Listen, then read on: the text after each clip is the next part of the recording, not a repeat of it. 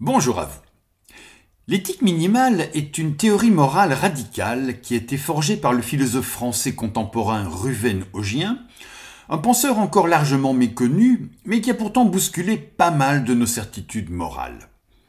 Redoutable logicien, admirateur de la philosophie analytique aussi, il publie en 2007 L'éthique aujourd'hui, un ouvrage dans lequel il propose une éthique minimaliste qui est présentée avec une bonne dose d'humour et de provocation, mais aussi avec beaucoup de rigueur, en recourant toujours à des exemples clairs et concrets. Il est difficile d'imaginer une éthique plus minimale que celle qui nous est proposée ici, puisqu'en se fondant au départ sur 3 idées principales, elle se résumera en définitive à un seul et unique principe, ne pas nuire à autrui. Mais comment Ruven Augien en est-il arrivé là ? Dans un premier temps, il affirme qu'il n'existe pas de devoir moral envers soi-même, une affirmation qui va à l'encontre de la position défendue par la plupart des philosophes. D'un point de vue moral, nous dit-il, ce que je fais de ma vie, ce que je fais de moi-même n'a aucune importance. Et c'est la raison pour laquelle il n'est pas immoral, par exemple, que je me détruise en buvant exagérément ou en prenant des drogues. Il n'est pas immoral non plus que je passe la journée entière à jouer à la console plutôt que lire et me cultiver, et même me suicider ne constitue pas non plus un acte immoral. Cette idée, selon laquelle il n'existe pas de devoir moral envers soi-même, fournit un premier fondement à l'éthique minimale.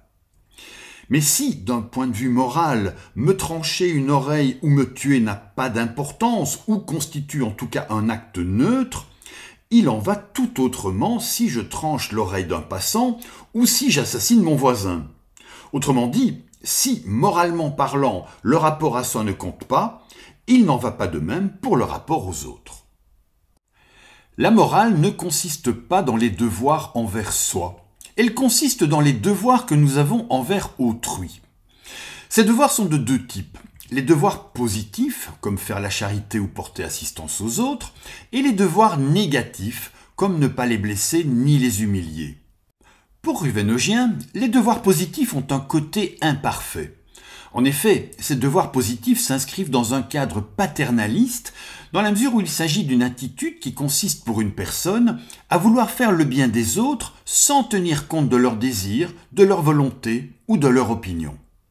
Or, en tant qu'individu, rien ne me permet d'affirmer que ma propre opinion vaut pour les autres, raison pour laquelle il nous est demandé ici de prendre en considération les désirs de chacun de manière identique. Cette idée selon laquelle il faut prendre en compte l'égale considération de chacun constitue un deuxième fondement à l'éthique minimale. Si les devoirs positifs sont donc imparfaits, en revanche, les devoirs négatifs peuvent être qualifiés de parfaits, dans le sens où ils peuvent être appliqués toujours et à tout le monde, car sauf circonstances très exceptionnelles, personne ne veut jamais être blessé, humilié ou tué. Il s'agit donc ici de ne pas nuire délibérément à autrui, une règle célèbre puisque ce principe de non-nuisance apparaît déjà notamment dans le serment d'Hippocrate, ainsi que chez le philosophe utilitariste anglais John Stuart Mill. Cette idée selon laquelle il s'agit de ne pas nuire délibérément à autrui constitue le 3e et dernier pilier de l'éthique minimale. Nous avons donc 3 idées principales, 3 principes qui constituent l'essence même de l'éthique proposée par Ruven Augien. Ces 3 principes sont très simples et la limite de ce qu'on peut ou non faire est très claire. D'un point de vue moral, ce que je fais de ma vie, ce que je fais dans ma vie n'a aucune importance à condition que je ne porte pas préjudice aux autres. Et comme ce que je fais de moi-même ne relève pas de la morale, Ruven Augien propose donc de ne garder qu'un seul et unique principe, à la fois minimal et radical, le devoir de ne pas nuire aux autres. Si on applique ce principe simple à des questions de société, on va voir que les conséquences morales sont considérables et qu'elles peuvent évidemment paraître surprenantes, voire choquantes.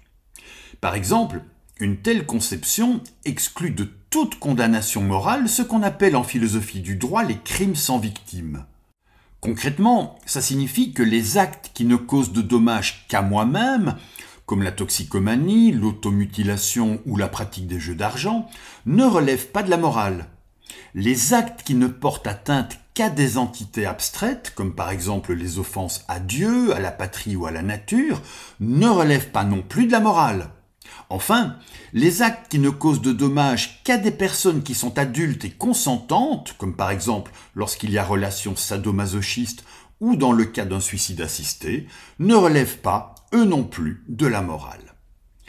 Ruffinogien considère qu'aucun des actes que je viens de citer ne peut être donc qualifié d'immoral.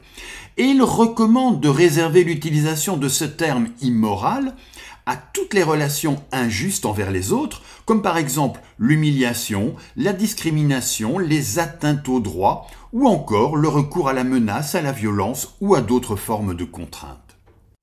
Mais ce n'est pas tout, car si on accepte le postulat de l'éthique minimale, il n'existe alors plus aucune raison d'interdire, de limiter ni même de stigmatiser des pratiques aussi différentes que le suicide assisté, la prostitution, la dépénalisation du cannabis, l'inceste, la gestation pour autrui, la liberté d'expression, le mariage pour tous, le port du voile ou encore la liberté de diffuser des œuvres à caractère pornographique.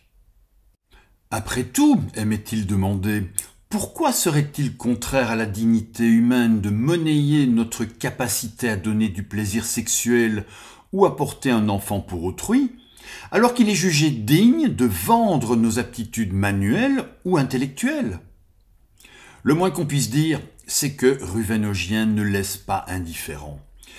Cet homme, qui aimait dire avec un sourire en coin qu'il était lui aussi un juif né un 24 décembre, mais d'une année qu'il préférait taire, cet homme est considéré par certains comme un iconoclaste ou un irresponsable, alors qu'on peut aussi voir en lui un penseur salutaire et stimulant qui place au-dessus de tout la liberté et le respect de l'autre et qui propose une morale pour aujourd'hui qui est une véritable bouffée d'oxygène.